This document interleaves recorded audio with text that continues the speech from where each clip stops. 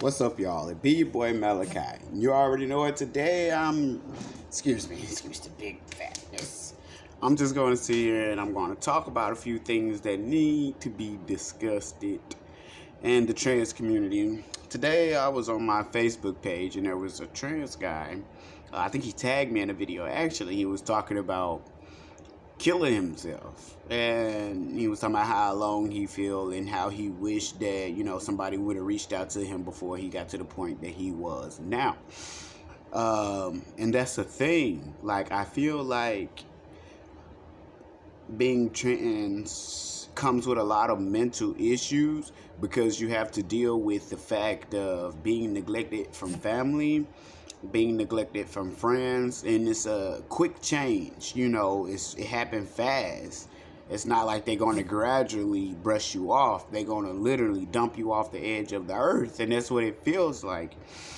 And you have to get to know yourself in a different way. It's just crazy.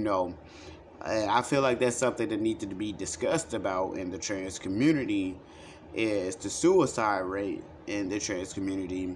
Even though, like, it's the second time I seen this happen on my page, two different guys, they go and rant about how nobody don't care about them, how nobody don't love them, and stuff like that. Then they go and talk about how they gonna kill themselves. I've been there before too, where I felt like that I was gonna end my own self, because that's what, it gets you to that state of mind when you feel not wanted by people, period. From your own community, from family, from friends, period. And then it makes you think, and you go in this world spiral of thoughts, and it can be very, very deadly. So I just want to let somebody know, like, if you see a brother down, pick them up, or you see a sister down, pick her up, because it's hard enough as it is dealing with cis folks that's already against us. We're at war with our own kind, and we're like, it's weird, but we're all human, and we all just want to be loved, and we all just want to be accepted. And when you see somebody down from the first get-go, somebody hop up in their inbox, somebody call them, somebody text them, somebody reach out, because you don't want to get to the point to where they actually want to kill themselves. Most people don't go through, but 58% of trans people kill themselves. That's a lot. That's almost like, that's too close to 60%. And 60 is too close to 100. To me, it is. It's just too high of a number, period. And that's too much of a number to go unrecognized. So I feel like we should push a movement. When you see somebody down, pick them up, be there for them. I'm letting people know it's hard. It's not easy. A lot of people do it for the looks. They think it look cool. No, it's not. It's not about the looks. It's not about being cool. It's not. It's about becoming something that you always wanted to be, but you're also stepping into a war zone. A war zone that you don't even want to sign up for, but that's what you're signing up for once you want to be yourself.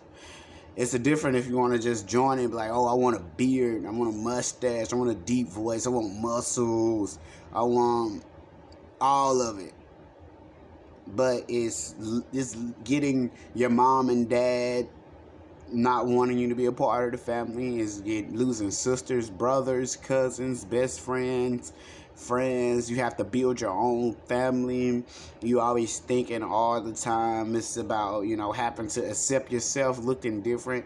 People have to understand, like, they was like, oh, I known you for this years. I'm used to you being this way. Hell, I'm used to myself being that way. I'm the one that had to look at myself every single day for this amount of time. Do you think that I'm not used to looking in the mirror? Sometimes I still creep myself out when I look in the mirror, like, damn, I remember I used to look like this. Not saying that I hate the way that I look. I'm just saying I'm even shocked by the change. I'm still trying to get used to the change myself. You know what I'm saying? So I'm just saying it's a lot that goes on in the trans community that need to some light shed on, and people choose to ignore it. That depression comes with transitioning. Some people get it easy because they might have the family that don't care. But some people get it hard. Some people lose everything. It's hard to get a job. You can't do simple shit as going to the restroom. As complicated as that. Buying clothes, going to doctor visits, going to the gym, just normal everyday shit that a normal person can do. It gets real complicated. So, like I said, if you know a trans brother or sister that's out there and down, even if you just want to check on them one day and you just want to be like, hey, I'm just checking on you. Everything all right? You okay mentally? Do you need to talk about anything? Sometimes trans people are ashamed to talk about certain things. Like, because the way that the masculinity and stuff is in the own trans community. So some people are ashamed to come to other trans guys because they feel like trans guys shouldn't do that. Trans guys shouldn't do this. Y'all putting rules on yourselves. Why are you doing that when we got society out there doing the same exact thing, telling us we can't do this, we can't do that? We broke down a barrel just to build down more burials. It don't make sense. Y'all gotta step it up. We gotta do better. We making a movement, and we not finna make a fool of ourselves in this movement. You know what I'm saying? So get out there, support one another, love one another, educate people, because a lot of people don't understand. When we first came out, I'm for sure we didn't understand, because I didn't understand how shit worked, and pass the knowledge on to the next brother, the next sister, help one another grow and educate the cis people who don't understand. Maybe they don't understand. That's why they doing the passions, and understand that most people are stuck in their ways. You can't reach out to everybody. I just want everybody to know that. I just felt like I really needed to talk about that. Needed to get that off my chest. I love y'all. And I'm going to continue to be here for any questions, any support, and help as many ways that I can, because I know I was once in that bad spot, and just know it's going to be okay.